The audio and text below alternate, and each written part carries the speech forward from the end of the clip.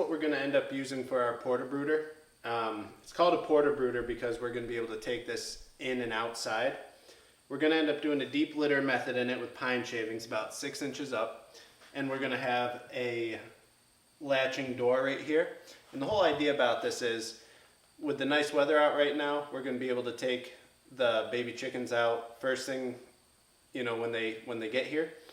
And we'll be able to take them in at night with some heat under them. So the first things we got is, you know, we got our standard waterer and feeder. We've got a little feed pan right here. This is going to be, we're going to end up building a wire mesh screen over this to put the water on, so that when the baby chicks go and drink from it, they don't dirty up the water. And instead of a heat lamp, I ended up getting this Brooder heater from Tractor Supply. The idea of heat lamps kind of freaks me out, especially being inside. So we're going to give this a shot. All right, so little update. I've been working on the Brooder. We've got the door in and a little ramp. Let me show you that. There. So coming down here, we've got this little door here, you know, obviously so we can let them in and out. I got to go grab a little, you know, hook latch to put right here. But I haven't done that yet. I cut a piece of wood for the ramp, like this.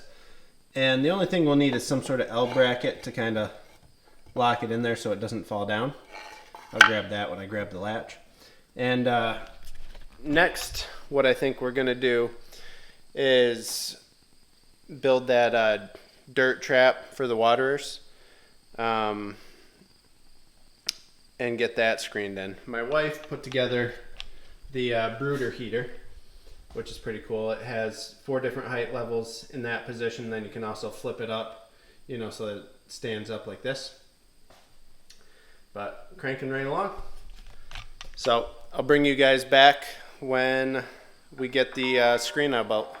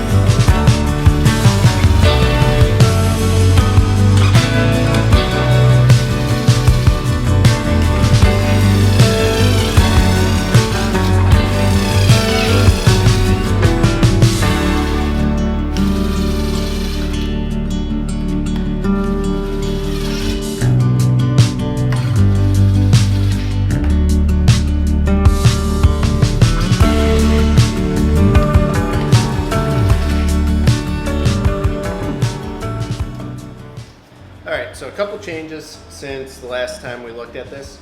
I ended up getting a bigger container for the chicks because the Brooder heater that we got was on the large side and didn't really give them a whole lot of room to move around in the original tote, so we got a larger one. If you were just using the heat lamp, the one we got originally would have been all right. So I'll show you that. And the next thing I made was this little frame here with some 1/2-inch wire mesh over it.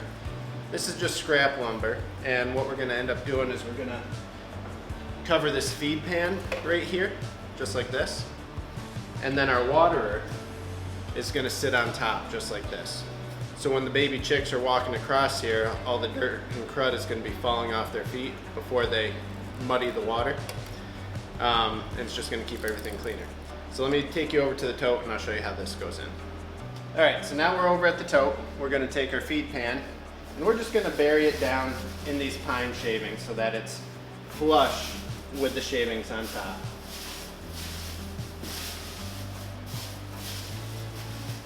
All right, just like so. And then we're gonna take our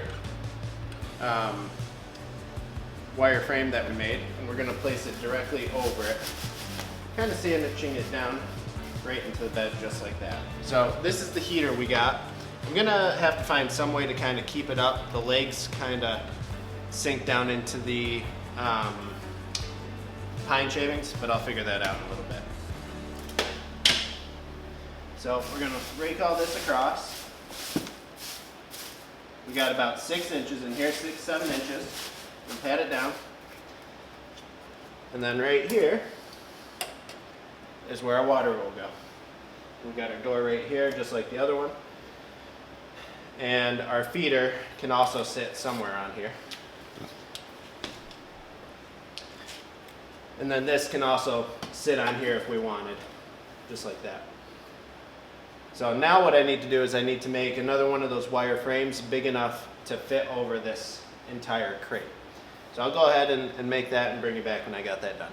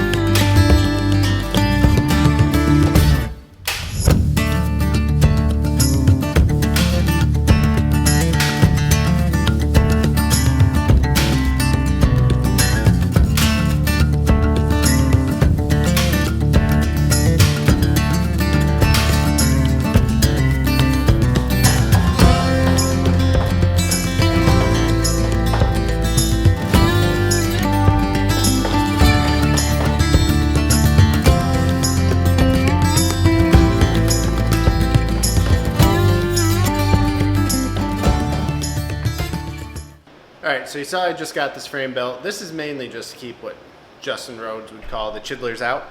So I'm going to swing you around and we're going to throw this on the Brooder to show you how this works.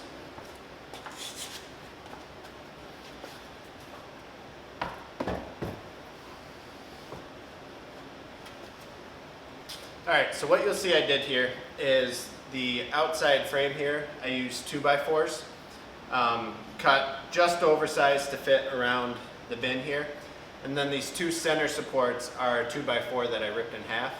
I did this so that this entire frame would sit on here. You know, the kids couldn't come just knock this off, so it kind of creates a lip on the sides and keeps them from knocking it off and getting a little too rambunctious with the chicks. So from here, we're pretty much done with the Brooder. I've still got to get a latch for the door and a couple of 90-degree brackets for a hook for the ramp. But next, what I think I'm going to do is I'm going to grab my receipts for what it costs to build this, and I'll go over the cost with this. Alright everyone, so as promised, we're going to go over what this Brooder costs. But first let's talk about what we got into this. So we've got our Brooder heater, we've got our 1 quart size water, our 1 quart size feed pan. We've got some hardware cloth. We've got some pine shavings in there. And we've got a tote here, all right? The wood was just scrap wood for me. We did buy the hinges here. And all said and done into all this right here, we've got about 140 bucks plus tax. So that's not bad. And we're pretty much all set for chicks. The only thing that we don't have here yet is the feed. I've ordered it. That's going to be a bit more expensive. Not for the chicks necessarily, but we ended up ordering it in bulk. I ended up ordering a 2,000 pound pallet of non-GMO organic layer feed for them, and I got the starter feed too, and grit for when they're babies. So yeah, that's what we got into this.